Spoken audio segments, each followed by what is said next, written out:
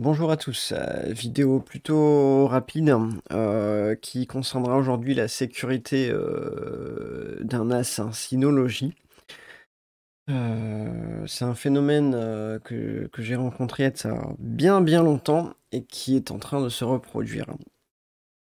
Le phénomène est le suivant, il y a tout un tas de connexions vraiment conséquentes pour le coup vers mon NAS à intervalles plutôt réguliers avec un utilisateur, un pseudo-utilisateur admin qui essaye de se connecter, donc avec tout un tas d'adresses IP diverses et variées. Et bon, comme vous pouvez voir, il y en a une bonne tartine quand même.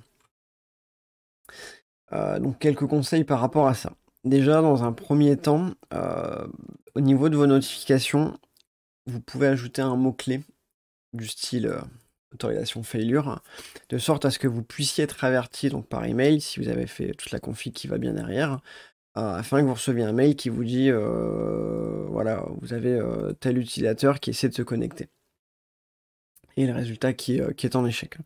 Donc ça c'est un premier point. Maintenant, comment sécuriser la connexion? Eh bien, pour faire ça, dans le panneau de config, vous allez dans sécurité et dans pare-feu. Et vous allez vous créer créer une règle qu'il faudra bien évidemment activer. Donc dans cette règle, pour faire simple, j'utilise moi, pour ce qui me concerne, le plus simple, donc l'ensemble des interfaces. Pour le reste, tout est tel quel. Donc si je me connecte en local, j'autorise l'accès, idem ici et idem ici.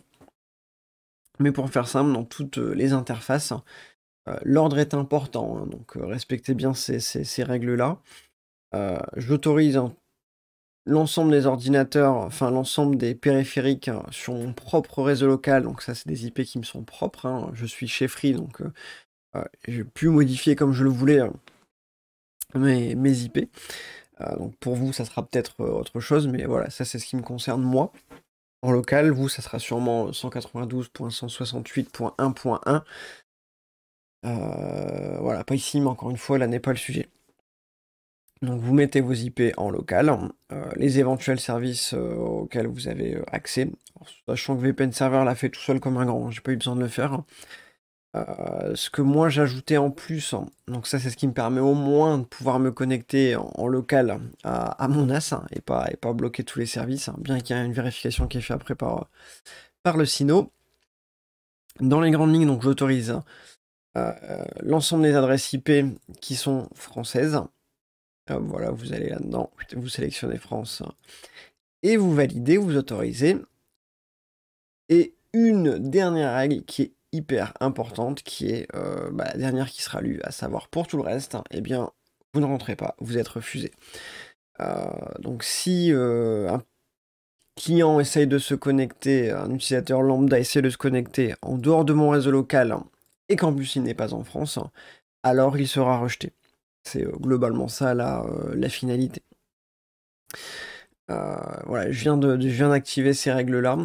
Comme on peut le voir, c'est quelque chose de tout frais.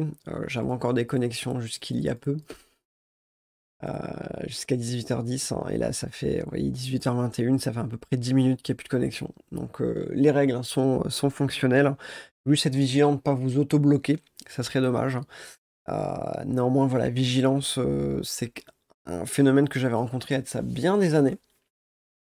Et qui là vient a priori de réapparaître, donc il y a une nouvelle vague de tentatives de connexion, avec des log admin, donc ça doit être un robot, un bot, hein, qui essaie de se connecter sur votre NAS, il a dû vous détecter. Alors je sais en partie pourquoi, c'est parce que, par défaut, j'ai ouvert le port 5001, je sais plus où, il y a 2 ports, 5000 et 5001 pour pouvoir y accéder.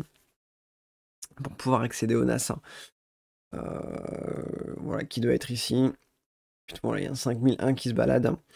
Alors, certes, c'est un HTTPS pour moi et la connexion est sécurisée. Alors là, je suis en local pour pas donner mon nom de domaine, bien sûr. Mais sinon, la connexion est sécurisée avec du Let's Encrypt, hein, mais ça n'empêche pas les gens d'essayer de se connecter, hein. Ils ont le droit tant que vous ne les avez pas bloqués via le pare-feu de Synology. Voilà, donc pour cette petite vidéo rapide, hein,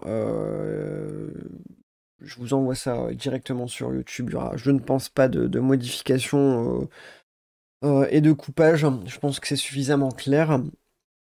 Faites gaffe, soyez vigilants, toujours des gens malveillants, c'est un peu fatigant, mais il faut toujours penser à la sécurité de tout ce qu'on peut mettre en ligne. Soyez vigilants et voilà, si ça vous a été utile, et ben, n'hésitez pas à me soutenir. Faites toutes les conneries de YouTube comme d'habitude, hein, plus on sera nombreux et plus on pourra s'aider et plus on ira loin. Allez, hasta luego. Salut les gens.